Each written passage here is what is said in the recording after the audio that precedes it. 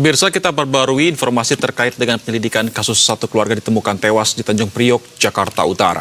Sudah ada reporter Ihsan Ali dan juru kamera Dava Sidki di lokasi kejadian. Selamat sore Ihsan. Bagaimana situasi di TKP saat ini Ihsan, dan apakah polisi kembali melakukan olah TKP lanjutan? Silakan Ihsan.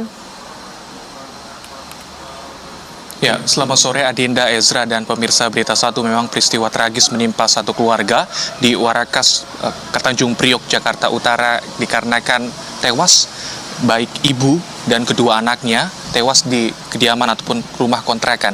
Dan tempat kami bisa gambarkan, kami posisinya berada tepat di depan kontrakan dari keluarga yang tewas tersebut masih terbentang dari garis polisi.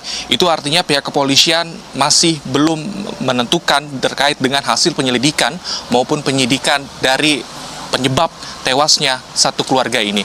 Memang dalam tewasnya 3 keluarga ini, 1 orang anak ini selamat dan masih dalam proses perawatan medis di rumah sakit RSUD Koja Jakarta Utara. Kalau kita bisa gambarkan secara keseluruhan, ini merupakan kontrakan dengan 4 pintu, yang mana dari keluarga ini posisinya berada kedua dari kanan, dan tepat di depannya adalah sebuah lemari es yang cukup besar dikarenakan sehari-harinya anak beliau ini berjualan es, namun bukan berjualan di rumah, namun berjualan di tempat yang tidak jauh, namun masih di dalam kawasan Warakas. Kami ingin mengajak Anda langsung berbincang dengan salah seorang saksi sekaligus tetangga korban yang posisinya bersebelahan langsung dengan TKP ataupun kontrakan. Dengan Ibu Wulan. Ibu, selamat sore. Ibu, izin ini kami juga turut prihatin. Ibu juga sebagai tetangga, dan kabar duka ini juga cukup tragis ya, mengagetkan ya Bu ya. Tapi itu saya juga karena tiba-tiba kan saya baru pulang dari Karawaci liburan, sampai langsung tiba-tiba ada kejadian ini gitu. Jadinya ya udah, saya agak shock juga gitu. Tapi izin kalau bisa dijelaskan kronologinya, Ibu kan posisinya pas ya Bu. Ibu tahu korban ini meninggal ataupun sempat berbusa katanya mulutnya itu gimana tuh Bu? Berbusa. Jadi gini, kan saya liburan tuh di Karawaci tanggal 31. Nah pulang saya tanggal 2 pagi. 2 pagi kebetulan pas saya baru masuk, nggak lama anaknya yang nomor 2 datang, baru pulang kerja. Nah, saya ngeliat sih buka gerbang kan, cuma kita nggak bertegur sapa karena posisi saya udah posisi masuk kan, gitu. Saya lihat nggak lama anak yang nomor 2 itu masuk, teriak-teriak. Saya pikir apa berantem gitu kan, jadi saya keluar. Terus anak yang nomor 2 langsung bilang, "Ibu, tolong saya, Ibu. Itu ibu saya keracunan," gitu. Tolong. Apa, kenapa, kok bisa saya gitu? Terus saya ternyata takut. Terus yang nomor 2, "Coba lihat dulu Ibu, tolong lihat dulu," gitu. Akhirnya saya masuk kan, mau nggak mau saya masukkan sebagai tetangga, saya kan nggak tega ya. Saya masuk tapi udah lihat kondisinya udah pada terkapar berbusa. Jadi saya nggak berani ngapa-ngapain gitu. Cuma ketemu sama anak yang nomor 3 masih posisi ada di dalam dan posisi sadar gitu. Saya tanya, "Ini kenapa Ibu?" "Nggak tahu, cuma begitu aja," gitu. Jadi akhirnya karena saya takut, saya keluar langsung telepon Pak RT gitu. Berarti bisa dibilang Ibu saksi mata pertama yang masuk ke dalam ya Bu ya? Iya, karena kan dipanggil anak yang nomor 2 itu, "Lihat dulu Ibu, tolong," gitu. Tapi sebelumnya udah pada keluar semua, cuma saya yang masuk. Memang di kafe memang agak kita suka ngobrol ya, kalau pas itu nggak ngobrol sih, maksudnya agak suka bercanda gitu kalau ketemu-temu gitu. Saat ditemukan itu tergeletak sudah tidak sadar atau masih bisa berkomunikasi? Enggak, sudah tergeletak kaku, nggak ini berbusa, udah nggak bisa ngapa-ngapain. Intinya entah hidup entah meninggal itu nggak tahu. Dan langsung dibawa ke rumah sakit? Nggak, kan dihubungin ambulan dulu, ambulan Pak RT. Begitu saya kasih tahu kan beliau turun dari rumahnya, langsung hubungin polisi dan ambulan. Kalau Bu Wulan sendiri tinggal di sini sudah berapa lama? Saya udah 3 tahun. Kalau yang korban sendiri berapa? Sekitar baru 5 bulan. 5 bulan, berarti terhitung baru ya Bu? Iya. Kalau keseharian beliau itu seperti apa Bu? Komunikasikah terjalin baik atau seperti apa?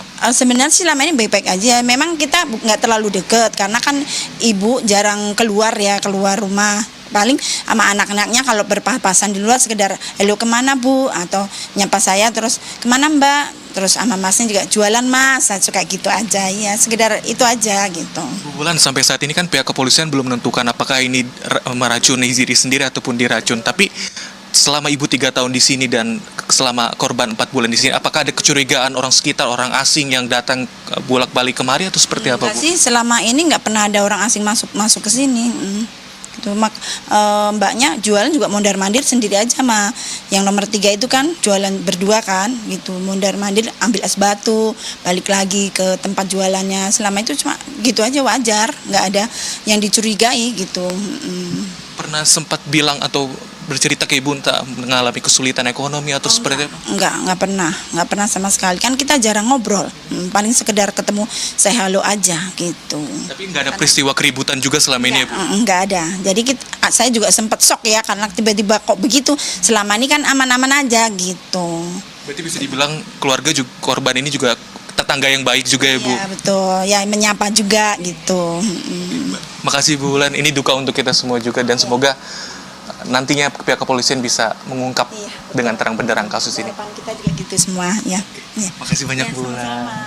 Itu adalah kesaksian salah seorang saksi mata dan merupakan saksi dari 4 orang yang sudah diperiksa oleh Polres Metro Jakarta Utara, dan memang ini masih menggantung kasusnya apakah dari keluarga korban ini meracuni diri sendiri ataupun diracun. Namun tadi keterangan dari saksi mata sekaligus yang tetangga langsung, ini tidak ada niat jahat dari orang asing dan juga bertetangga dengan baik, masih saling sapa menyapa, dan ini juga kita masih menantikan terkait penyelidikan dari Polres Metro Jakarta Utara. Dan keterangan yang kami dapat memang jenazah ini sempat dibawa ke Rumah Sakit Polri Kramat Jati untuk dilakukan autopsi, dan tadi kami juga sudah menghubungi Kepala Rumah Sakit RS Polri Kramat Jati bahwa jenazah ini telah dipulangkan dan telah disemayamkan pada tadi sekitar ba'da zuhur kepada perwakilan keluarga. Namun hasil otopsi ini belum bisa diumumkan dikarenakan pihak RS Polri Kramat Jati masih menunggu terkait dengan identifikasi dari Puslap 4 Mabes Polri. Itu artinya tidak bisa dipastikan kapan hasil otopsi dalam tes dari 3 jenazah ini apakah mengandung ataupun diracun dari zat-zat kimia, karena ketika ditemukan tadi sempat diutarakan oleh Ibu Wulan sebagai tetangga, mulutnya berbusa dan juga ada luka ruam di sekujur badannya. Ini menandakan bahwa apakah ini merupakan reaksi kimia dari racun yang diminum ataupun ini merupakan dari tanda-tanda lain, kami juga masih menantikan dari Puslap 4 Mabes Polri. Dan pihak Polres Metro Jakarta Utara juga menyita sejumlah barang bukti di sekitar tewasnya keluarga ini, diantaranya yakni air kemasan dan juga makanan di tong sampah, spray maupun pakaian korban sebagai alat bukti pendukung bagaimana korban ini bisa tewas dan masih menjadi misteri terkait dugaan sementara keracunan. Sementara itu, Ezra, Adinda, kembali ke Anda. Baik, terima kasih rekan Iksan Ali melaporkan langsung dari Jakarta Utara, tepatnya di TKP. Selamat sore dan selamat bertugas kembali. Ya, pemirsa, sebelumnya 3 dari 4 anggota keluarga ditemukan tewas dalam kondisi tidak wajar dalam kamar rumah kontrakan di Jalan Warakas 8, Tanjung Priok, Jakarta Utara pada Jumat pagi kemarin.